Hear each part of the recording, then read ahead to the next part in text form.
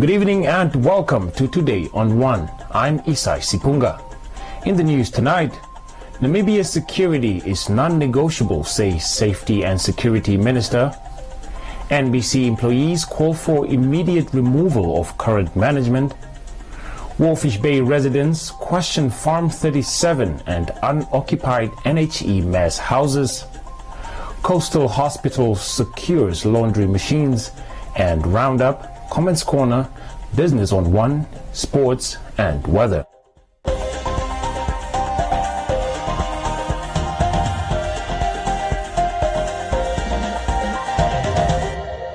Now for the news in detail.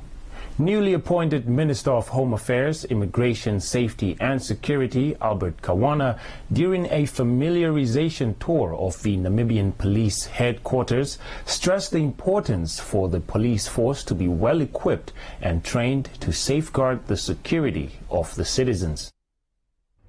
Kawana says he will address the challenges within Nampol and find lasting solutions that would allow members of the force to carry out their duties efficiently. As you are aware today, in a number of countries, and recently now even within SADC, we experienced terrorist activities, for example in Mozambique. And that's why I'm saying to use this opportunity to call upon the nation to support the efforts of our police force, to support the efforts of our security cluster in Namibia. According to the minister, a countrywide tour of all the security infrastructure is in the pipeline. Through this tour, Kawana hopes to identify areas of concern such as police officers' work environment and living conditions, especially that of the task force. I had an opportunity to discuss some of these matters with the Inspector General of Police, so that I make or undertake a tour, country tour, to see the facilities of our police officers, to see the conditions in which they live in, and more so particularly the Special Field Force, because as you know, they are the ones who are deployed along our borders, to see their conditions, to see the challenges that they are facing, so that we can also try to address those challenges. The nationwide tour is expected to begin in a month's time. Kawana acknowledges the plight of underpaid officers and vowed to address that as soon as possible. In their third week since downing tools, striking employees of the national broadcaster, together with their union, marched to the Parliament building to hand over a petition to the Prime Minister calling out its management for poor corporate governance. The group further questioned the reluctance of the Ministries of Finance and that of state-owned enterprises to hold the broadcaster's management accountable. Selma Tapopi has more. The striking workers in a petition handed over to the Prime Minister, Saraku Wongelwa Amadila, demanded for the immediate removal of the broadcaster's current management, for the Namibian government as a shareholder to review its current subsidy to the NBC, further requesting that the National Assembly rejects the 2021-2022 budget allocation to the NBC, and urging the Ministries of ICT, Finance and SOEs to closely monitor the financial administration of the broadcaster, and asking that all contract employees be employed permanently and end the contract labor system. In line with our strong convictions, we want to make it clear to the Namibian nation, in particular our loyal listeners and viewers, that voting in favor of the strike was our last resort. We were left with no choice but to embark on this fight to voice our plight and ensure that we come back delivering an even greater product to the nation. NBC in 2017-2018 received $259 million from the government. In 2018-2019, $266 million was allocated, and in 2019-2020, $334 million.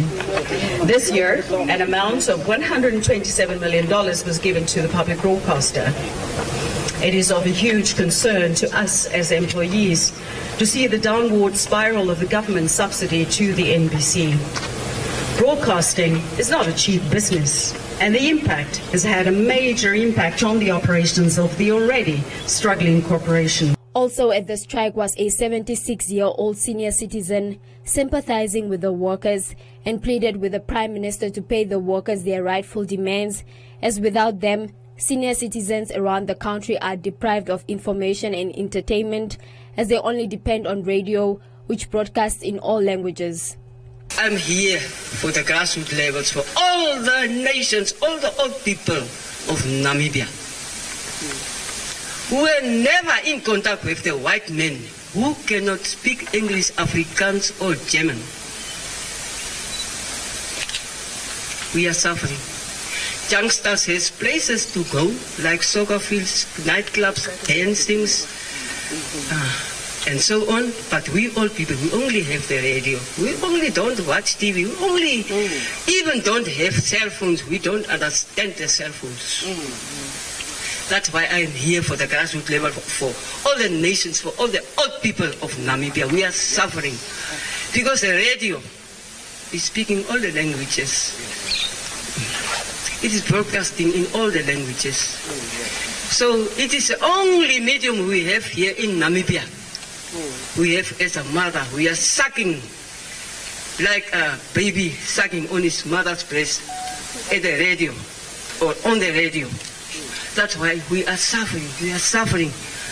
We are suffering. Please, President of Namibia, Dr. Hage Geingob, please, Prime Minister, Sarah Kukongelo Amadila, please, see to this problem.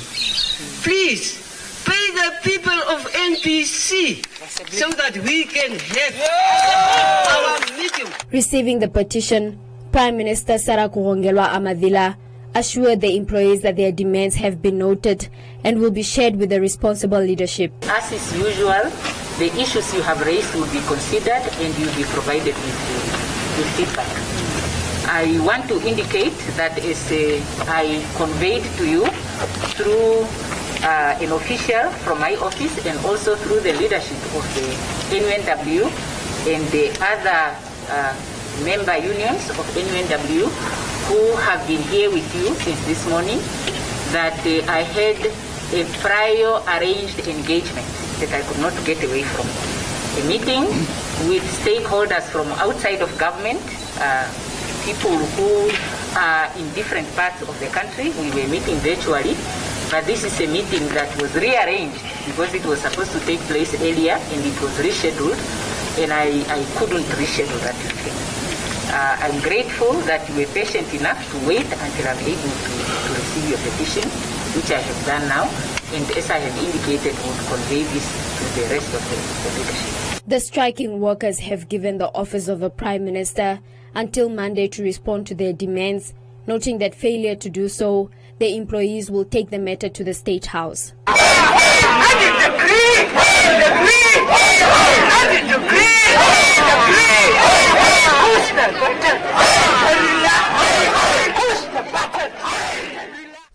Farm 37 and the empty National Housing Enterprise mayor's houses were hot topics at a recent Walfish Bay Town Hall meeting with Mayor Trevino Forbes and other council members. Farm 37, an apparent solution to the housing crisis in Walfish Bay, is now seen as an empty promise by residents present at the meeting. I attended personally the meetings of Farm 37 about maybe 3 years ago, starting in Narabo or Damas Marinama or Fatmas. No response, no nothing. So I want to know how exactly is the allocation being done of Farm 37? Farm 37, money was spent on it. Last year, the Prime Minister was here in November. Consultations was held. She was very clear that what is the use of having an area or moving people to an area without making provisions for electricity? Is that how we restore the dignity of people? Why is it that we are spending money on Farm 37, budgeting another 38 million, while we have available areas that we can channel money to? The residents also raised concerns over the empty NHE houses built under the mass housing program. Instead of being occupied, the houses are used as hideouts by loiterers, while some are being vandalized, says one of the attendees. The NHE houses, they are just standing all over the place. They are built already with our money, taxpayers' money. Now they're just standing there, being vandalized. What is the council's jurisdiction over those houses? I believe some colleagues here can afford, but now I don't know what the problem is. The houses are standing, they are not being occupied. That's why it's forcing people to build ghettos and all these type of things while their houses are there. So I want the council to see how you can come in there and try and give those houses to the people that qualify. Walfish Bay Mayor Trevino Forbes addressed the concerned residents and assured them that the municipality is in the process of dealing with the housing crisis and other issues. We do not claim to be perfect in every respect. Thus, your inputs in general are vital in order for us to improve our systems and our service delivery. Due to some amendments to the Local Authority Act, we are obliged to inform you that before any expenditure can occur in the new financial year, the final approval of the line minister, namely the Minister of Urban and Rural Development, must be obtained. Furthermore, the minister must be convinced that the source of funding for each and every project will be available. In other words, we cannot spend what we do not have. This is not to suggest that in previous years we spent well over-earned money recklessly.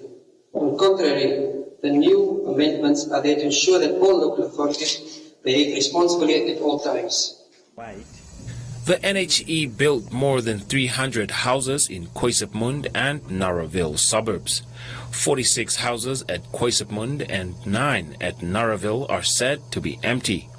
Residents say they are still clueless about the 400 ultra-low-cost houses expected to be built on Farm 37.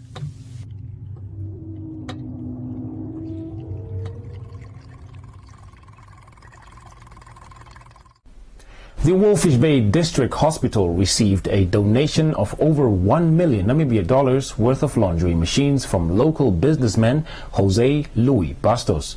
The donation comes at the right time after the hospital has not had a functional laundry machine for years. Salma Tapopi has this report. Handing over the machines, local businessman Jose Bastos reiterated his continued support to fellow Namibians. The hospital's laundry challenges required linen to be taken elsewhere for laundry purposes. The Namibian government has, however, since the COVID-19 outbreak, procured a laundry machine that is suited to wash linen exposed to COVID-19.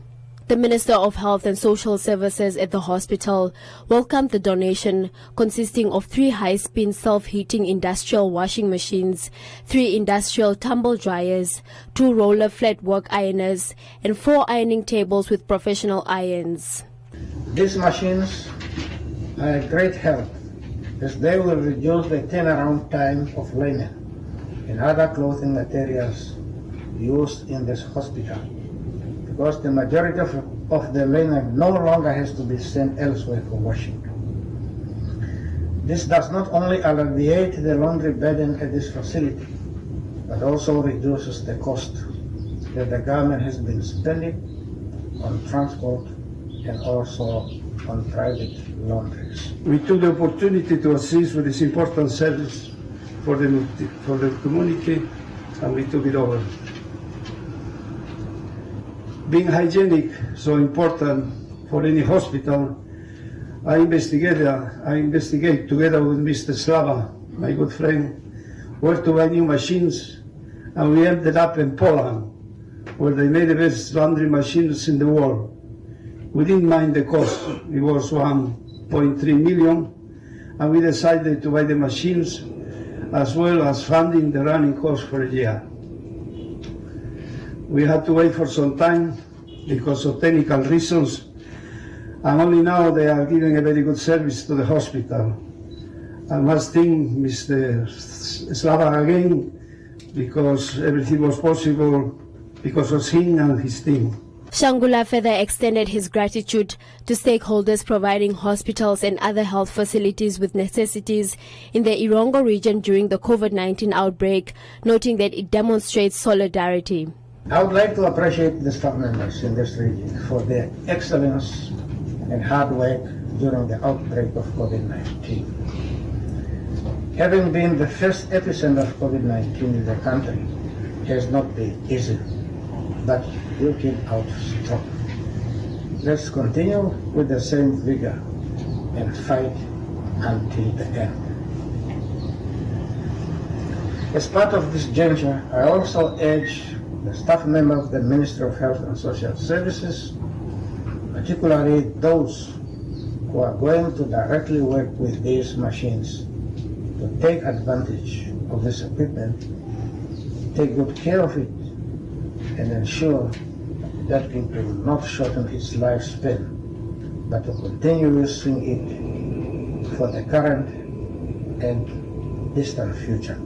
The Walfish Bay District Hospital hosts 140 beds with a bed occupancy rate of approximately 45%.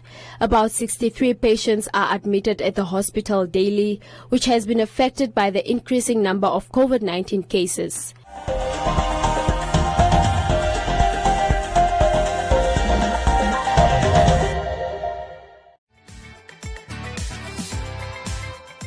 Are you a CMS member?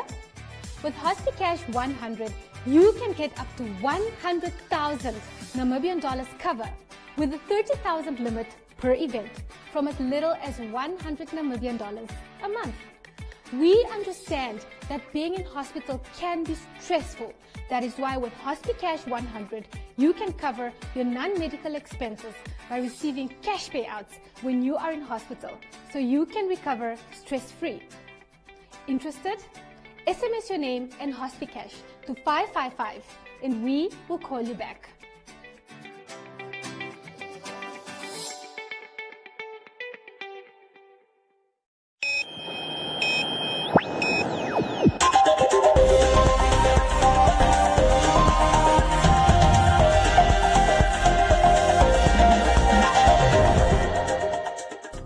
In other leading stories, Namibia and the European Union are long-term partners. We believe in rule-based world order and multilateral approach for resolving global challenges. These were the opening remarks by Her Excellency Sinika Antila, European Union Ambassador to Namibia, at the official European Day 2021 event held recently at the EU residence in Windhoek. The annual Europe Day commemorates the Schuman Declaration of 9 May 1950, calling on the nations of Europe to unify and make war in the continent no more possible. It further calls for long-lasting peace, collaboration and collective efforts towards a better future. The vision of partnership has since been extended to other nations such as Namibia, with the common goal of providing support and sharing best practices that is key for inclusive development and shared prosperity. Hosted under the banner Stronger Together, the event celebrated the strong relationship between the Republic of Namibia and the EU, showcasing EU's involvement through various projects in Namibia, and enabled the Namibian community to engage with the EU and its 5 member states represented here in Namibia: Finland, France, Germany, Portugal and Spain. In his keynote address, the guest of honor, Ambassador Penda Nanda, Executive Director at the Ministry of International Relations and Cooperation, noted that Namibia continues to enjoy excellent relations with the European Union in the areas of trade, investment, tourism and development cooperation, amongst others, adding that the EU market remains an important market for Namibian exports. In 2019, Namibia exported goods valued at over 19 billion Namibia dollars. Export products ranged from agricultural products to fisheries as well as mining.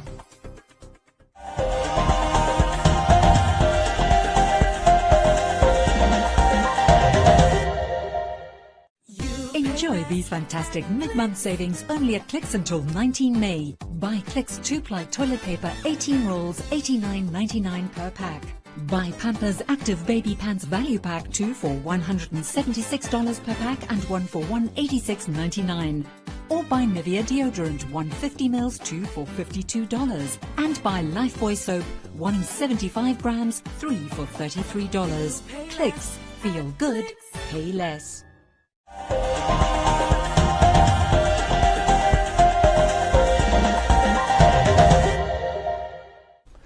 Joseph Shifeni is standing by for today's Business on One and economic indicators.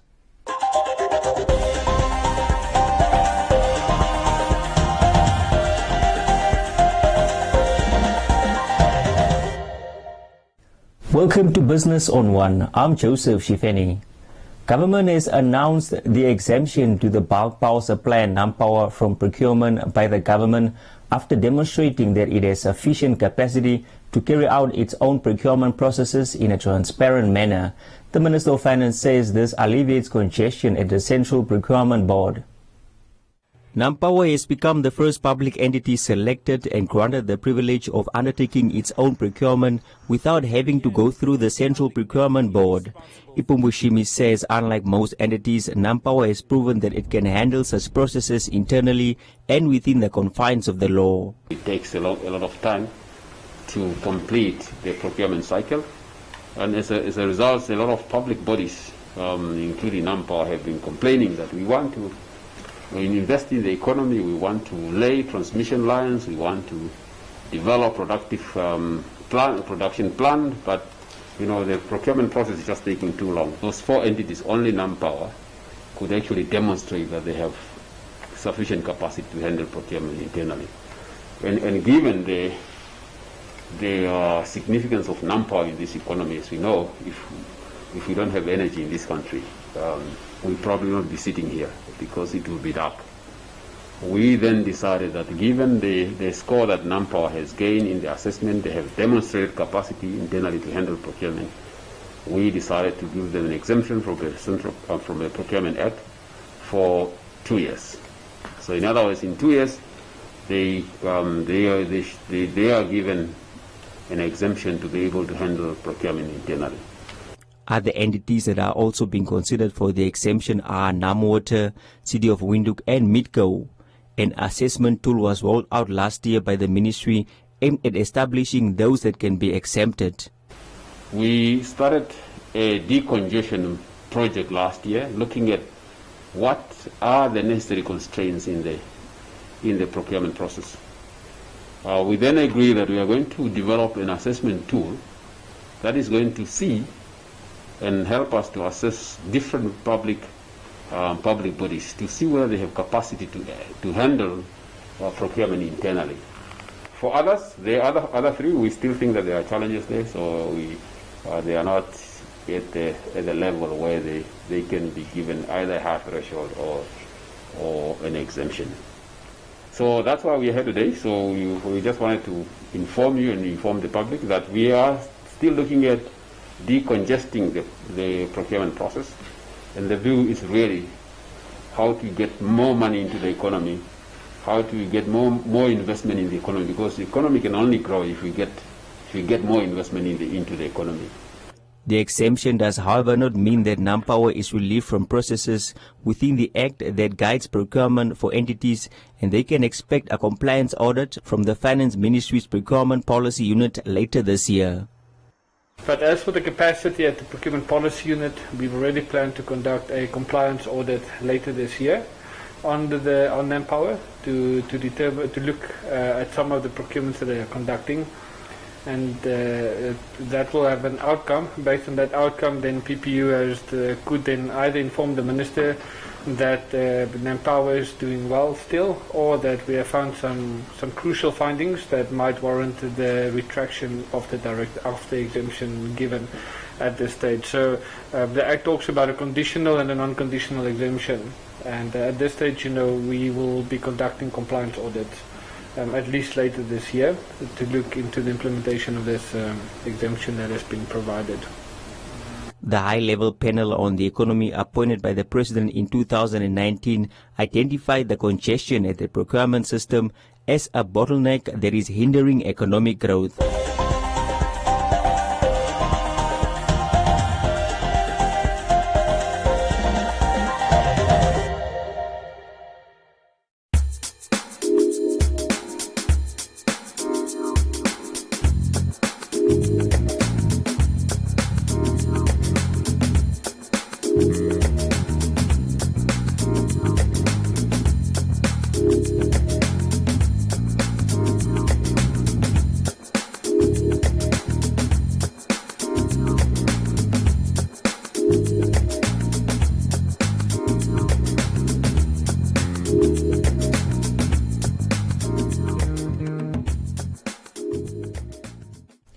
That's all we have for you. Join us again tomorrow for another edition of Business on One.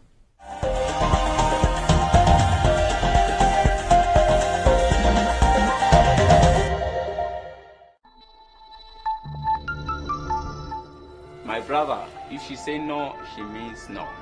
Let's speak out against gender-based violence. Together, we can make Namibia a safer place for everyone. My Namibia, my country, my pride.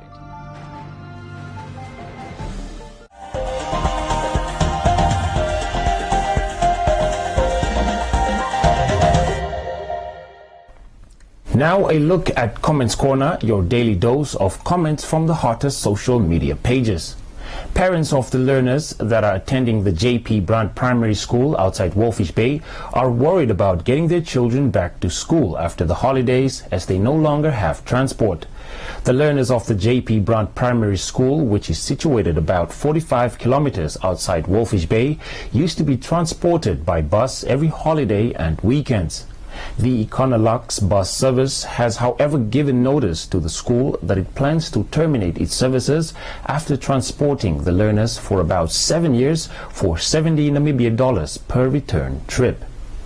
Paulina says it's the parents' responsibility to provide transport for their kids to and from school, adding that $70 is nothing.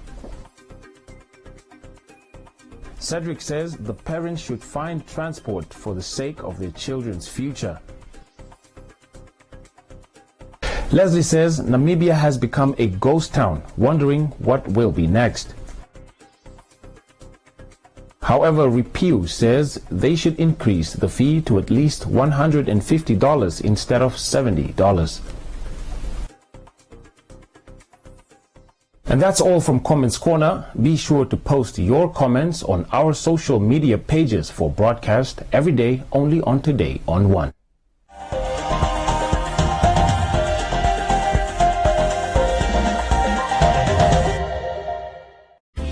Winter is here. Let's warm you up by giving you a chance to win one of 12 gas heaters and accessories or a grand prize of 50,000 Namibian dollars.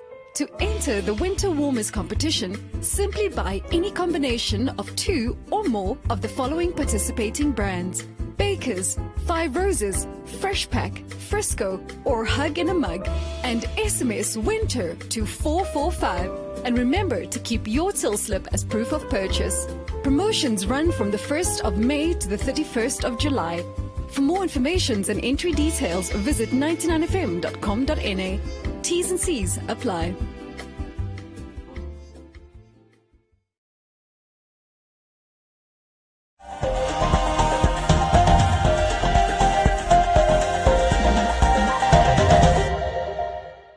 Chairo Musiandaka is standing by for today's sports update.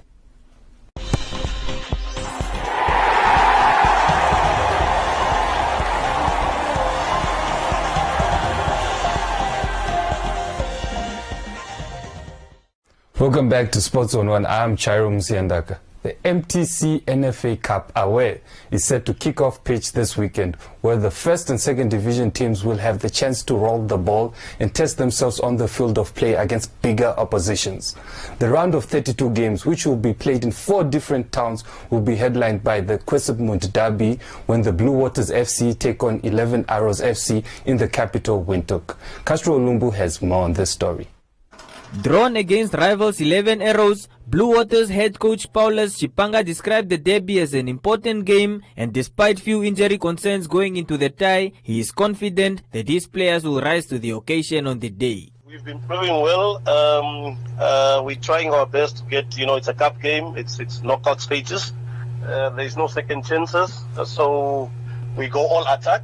And we'll try our best to score first and just win the game in the first half. I would have really been better if we had played at home. It's a derby. People were excited to at least go watch the 100 people or something. But yeah, we have to put our mindset together. We all both from Walfish Bay, so we'll be in Windhoek. It's a 50-50 thing. But at the end of the day, the team with the best mentality and scoring more goals will win the game. They just need to enjoy themselves. Me, I'm part of the guys that really likes to have people enjoying themselves and just do the normal stuff. There's no pressure. But we need to win. So at the end of the day, like I'm saying, we just need to win it at all costs. but the boys need to display their good ability of football and just make Arrows look a bit get the bringing rights. The mood in camp is very well. The boys are back. I have 1 or 2 injuries. I think Damasep is out. Somayep is also a doubt. But yeah, the rest of the guys that are there can definitely do their best and get the 3 points. That's why we signed more than 20 players for us to have a good stable team. Nsowensa Moepa of 11 Arrows says that his troops are ready for battle against arch rivals and is urging his boys to vastly adapt to new climates as they will not be playing in their favorable coastal conditions. To be honest, we are prepared because we are already started with the project, because as you know, football is a project. Now, derby is another thing, and I don't think for a derby you must motivate your players, because derby by itself is a motivation. We used to this climate this side in Valvis. Now, for us to go and play in Windhoek, it's another climate, but we must adjust, my brother, because it's football. It will affect us, but we must just adjust because it's football, my brother. Each and everyone wants to play a derby. Now imagine if you have 30 players, all of them they want to play. Now we must select 18. It's a tough job.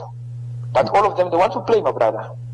Now I need to cut to 18 so that we can face the derby, my brother. The big match, man. The cup competition will be played for about 3 months. It kicked off on the 17th of April and ends on the 31st of July 2021. The champion at the end of the competition is expected to walk away with 500,000 Namibia dollars, second place 250,000 Namibia dollars, third place 150,000 Namibia dollars, and fourth place 100,000 Namibia dollars. Here are the round of 32 fixtures.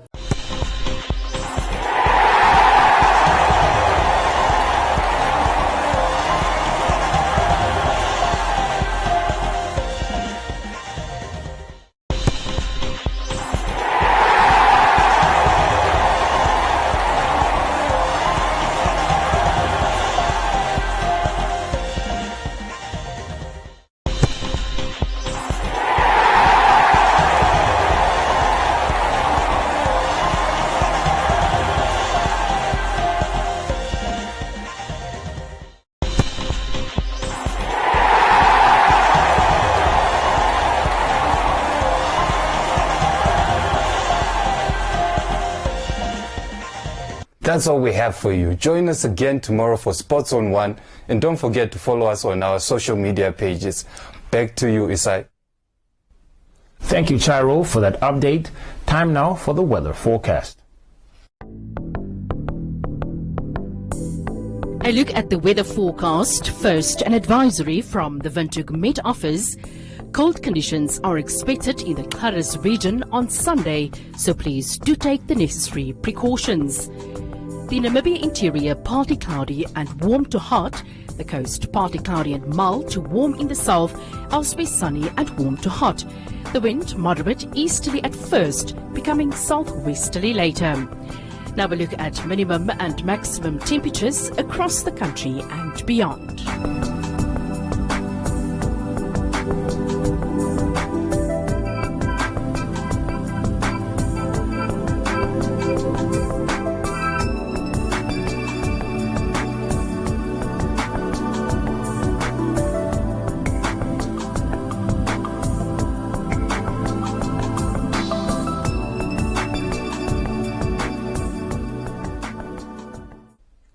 That is all from us this evening. You can catch a repeat of Today on One weekdays at 9:30 p.m., 6 a.m. and on Saturdays.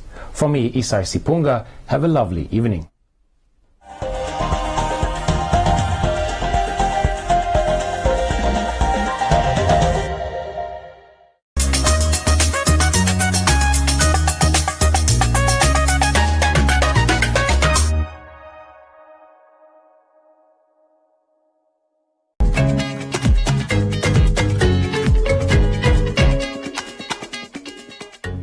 Hello and welcome to Life Clinic, your weekly dose of health and wellness from the BBC. However, there is a school of thought that feels that organic food is too overpriced, yet they seem easier to grow and rare. But what do experts make of this? You are paying for quality, you are paying for safety, you are paying for your health, because the other alternative is consuming conventional foods that contain contaminants. For those who choose to shave, let's say using clippers or a razor, use those that are specifically made for the genital area. So they're very different from the ones for the face or for the rest of the body, because in terms of shape and the angle, it sort of helps it so that you don't cut yourself in the process. Should I be concerned about getting a prostate check? We as healthcare providers are first and foremost concerned about the prostate because it's one of the contributors of a silent disease. Silent disease meaning prostate cancer. Prostate cancer is one of the main killers, not only locally, but globally. So everybody experiences anxiety. You have a job interview, you have a presentation you're going to make, so everybody goes through some kind of anxiety. What differentiates this normal day-to-day anxiety to now this is a disorder is that you experience these symptoms for a long time.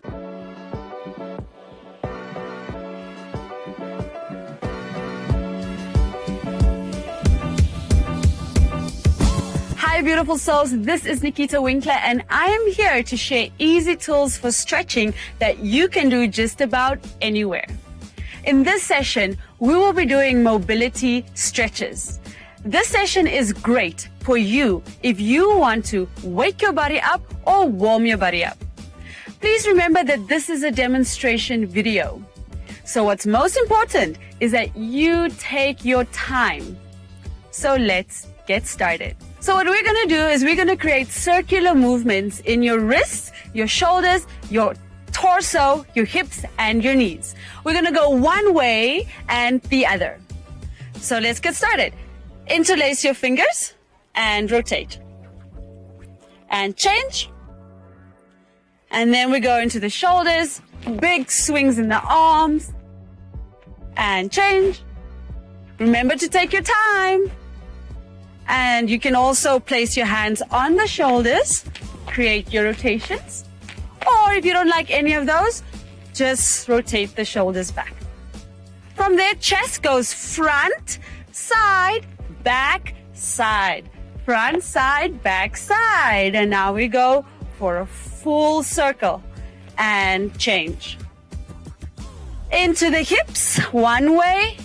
You can start small and keep increasing the range of motion. Last, our knees. Bring the feet together and hands on the knees and rotate. All right, don't forget to go the other side as well. Thank you for joining me. Don't forget to breathe, stay present, and happy stretching.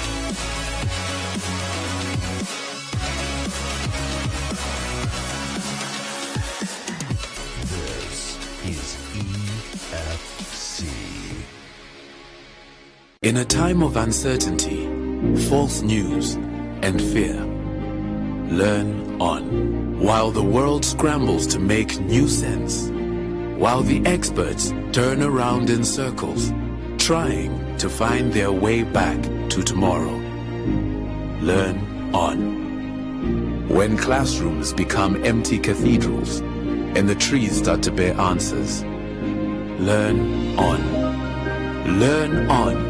Until every parent is a teacher and every teacher is a mentor.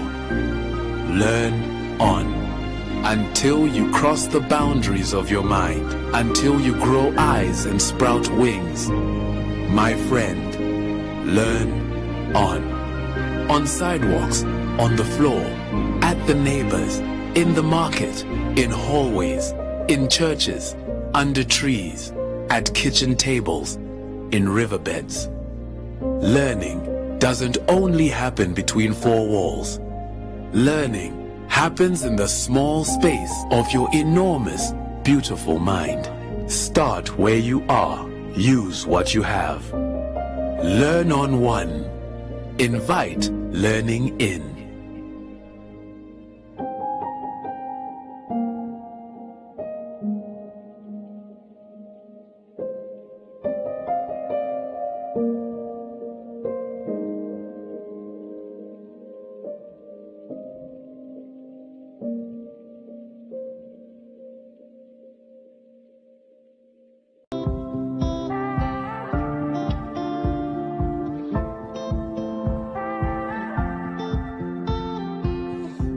this morning, woke up holding my head, hearing my heartbeat all night long. Shades of this motel keeping me in bed, reading the news, just trying to stay strong.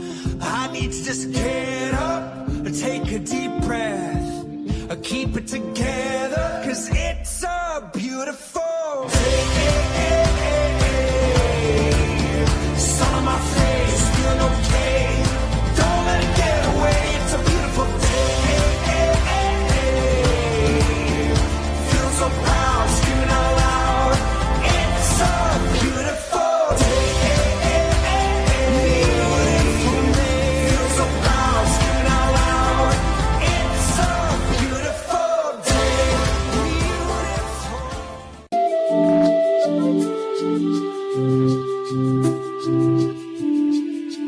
I have a busy night.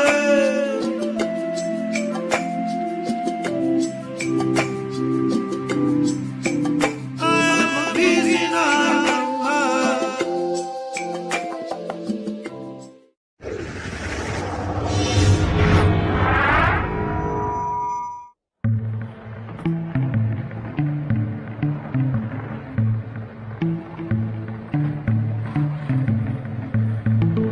I like rhinos.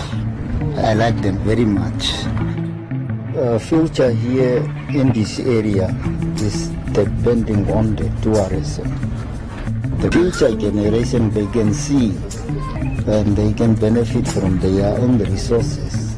Animals like rhinos, elephants, the big five, you benefit from them and it must be respected.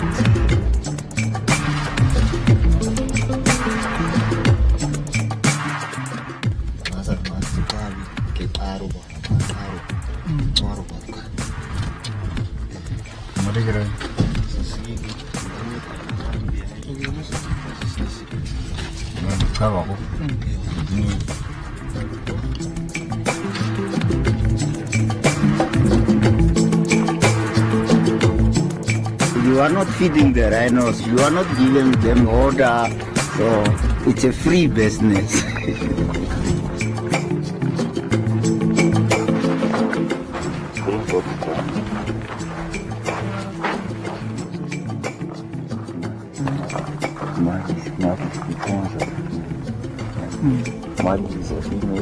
I don't know, cut it off.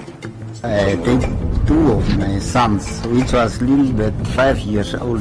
They were young guys. So they asked me questions. Why are we here? Why are we sleeping here? I told them this is our resources and this is our future.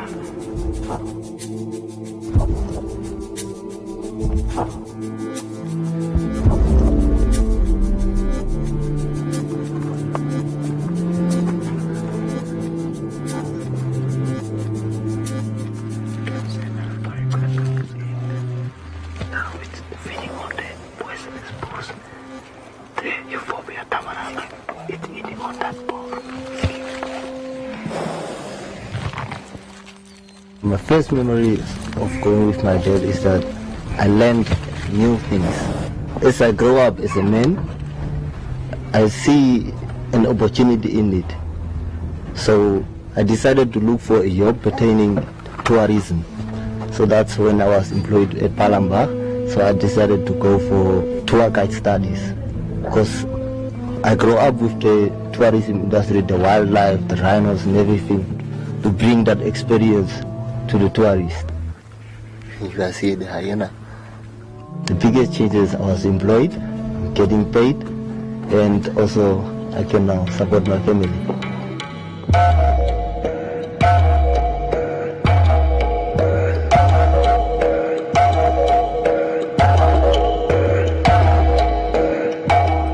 It's a cultural thing. It's coming a long way. Even if you go to area like Treasure-Fontaine, area was a lot of paintings. You will see rhino engravings on the rocks. That is an indication that the interaction between human, especially the local communities and wildlife, is dating back. That intimacy relationship is coming for a long time. We are right here now at Palambach, and Palambach is one of the big lodges in the heart of the desert. And as you can see there is Jumbo standing behind me, which shows it's really a tourist area. We do have elephants, lions, but as you can see, the desert is the heart of the rhinos. This is the main breeding area of the rhinos, is what we found here in this desert. It's the largest free-roaming population of black rhinos that you find outside national parks in the world. It's a population that communities in the northwest have taken responsibility themselves in managing this population with the structures that government has put in place, more specifically the establishment of conservancies. These people, before independence, they took it upon themselves and decided that wildlife is our heritage, and through history we've been living with wildlife, and having wildlife in your area is like having a garden. Because of all these animals, we've got the communities that benefit from all this wildlife, and it's like a triangle that fits into each other. And the communities looked after the wildlife doing their own thing, and the communities benefit. So already there were this intergenerational relationship between mankind and wildlife, and that bond is what our people actually wanted to see continuing. Very few countries have the wildlife that Namibia has. What is also important is the policies that Namibia has put in place, which also involves communities to be engaged in the management of the wildlife species and also to benefit from the wildlife resources. Turn conservation into a rural economy, turn conservation into endless opportunities that would actually cater for those young people that have nothing else to do. If it was not for rhino economy and tourism in this area, it was really difficult for young people to get or find a job.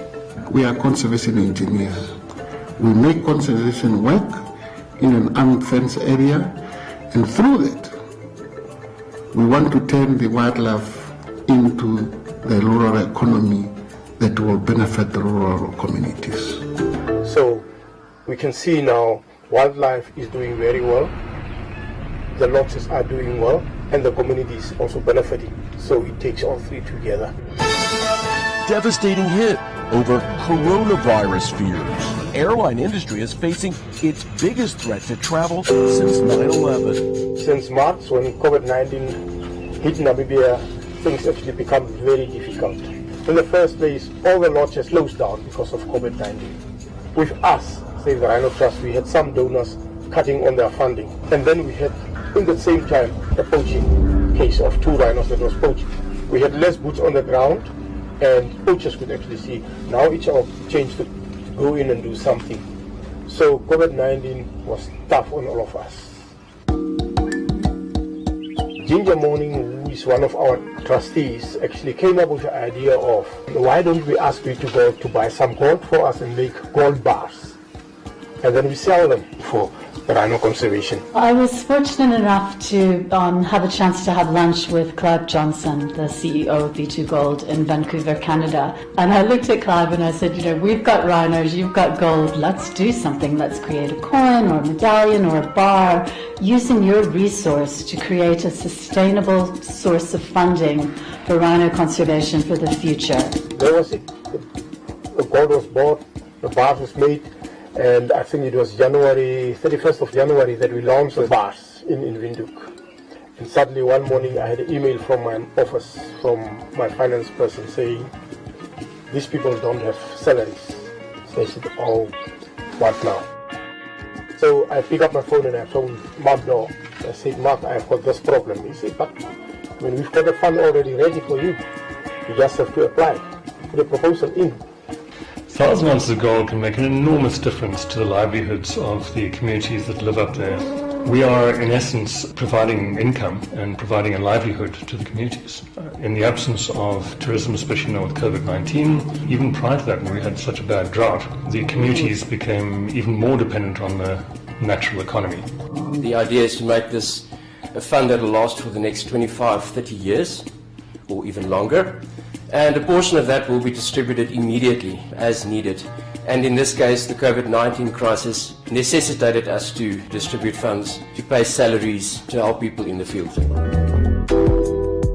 The proceeds of the sales from the gold bars will be going towards responsible NGOs, and we've identified Save the Rhino Trust as the key NGO, and IRDNC, one of the first organizations that was in the Northwest, integrated rural development and nature conservation, so that ultimately the funds go to the communities and various aspects of their war on poaching.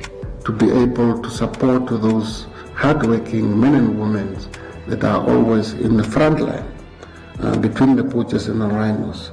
If it was not for B2 Gold and the golden bars, I think by now we should have been in big trouble.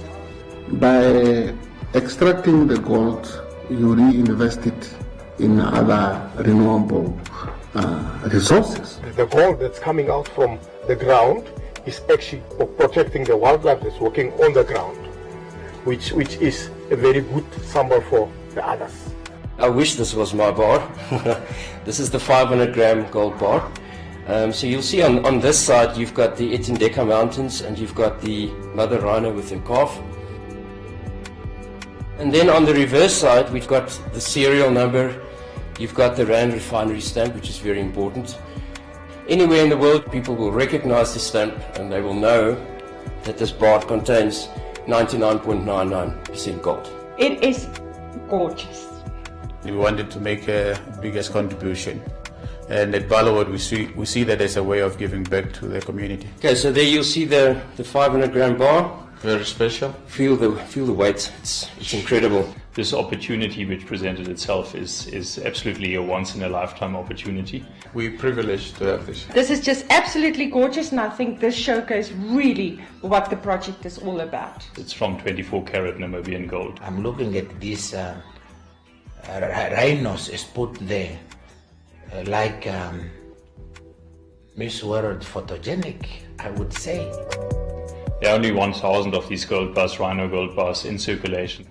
As far as I'm aware, it's the largest single donation of any corporate to the conservation of biodiversity anywhere in Africa. Therefore, we so much appreciate and would want to continue as a government to work with B2 Gold. And the fact that it's happening here in Namibia is something that we can all be extremely proud about and very grateful to B2 Gold. Thanks to having this literal pot of gold through the funding for the Rhino Gold Bar, we're able to step in now and make sure that those trackers are supported, and so are their families and their communities. We make sure that people sustain their jobs going forward, and who doesn't want gold? And the B2 Gold Rhino Gold Bar has come in at a really critical time now, particularly with tourism being closed off and those forms of revenue not coming in. To say we have the biggest rhino population or black rhino population in the world, let it be for the rest of our lives. And it's that heritage that we have, it's our resource that we can all look after and protect. It's our heritage. And it's also good that other people like B2 Gold are also seeing it that way. It's actually a very nice link between the investor that buys this gold bar, the rhino tracker in the northwest of Namibia, and the black rhinos. It's an intergenerational thing. The rhino trackers teach their children how to track rhinos, their children get taught, and so it flows down. This is something that I want my children to have, and that we leave a little bit of a B2 Gold legacy. And if I can be part of that as part of my family, I'd be very proud. It can also become an inheritance for the generations of my own clan. My children, my grandchildren. If we can bring that passion over to future generations and to hand that over to my children, and I hope that that same passion for conservation gets migrated over to my kids. And what we've done together is create a sustainable source of funding that should outlive all of us. You know, I think as far as B2 Gold is concerned, we couldn't have chosen a better target in which to put our efforts as far as the environmental and conservation pillar is concerned. And I want to stress there that the money that's going towards environment and conservation is actually going towards the people. Rhino is for all of us, whether you are in Canada, whether you are in Vancouver, whether you are in the US. If you really want to see conservation at play with rural communities, I therefore humbly request each and everyone to join us on our rhino tour and have a wonderful experience. This is what keeps rhinos on this planet. I've done rhino trekking experience. It was just amazing walking in that landscape of the Kunene. And as we followed them, we could now find rhinos with the calf. We got the closest distance we could. It's a warning sign. And it was just amazing and lovely, something to experience that Namibia can offer.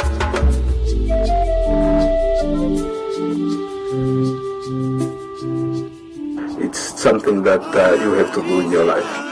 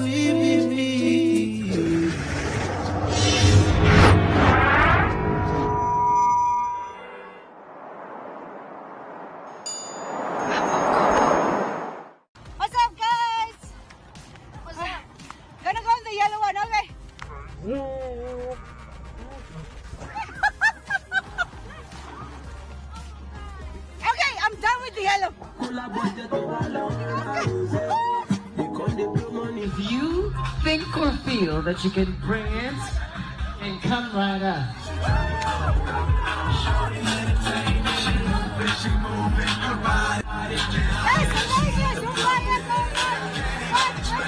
Yeah, he has a bit of a color. Any. Okay, good. Your mouth is so blue. My blue. And how was it for you? You're gonna go again next year? Look at you. You look like a.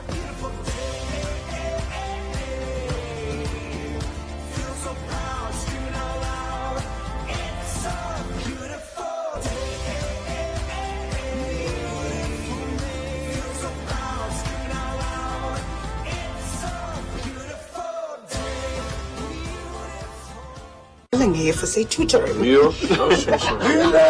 so song, City, Fire, Maar is tyd dat ek vrede maak met Patricia. Wat? Tos is land uit. Ek gaan eers probeer my verskoning uit te dink, nie? Mamela mfana. Groot manigi showdown in GOtv tomorrow. Shop right.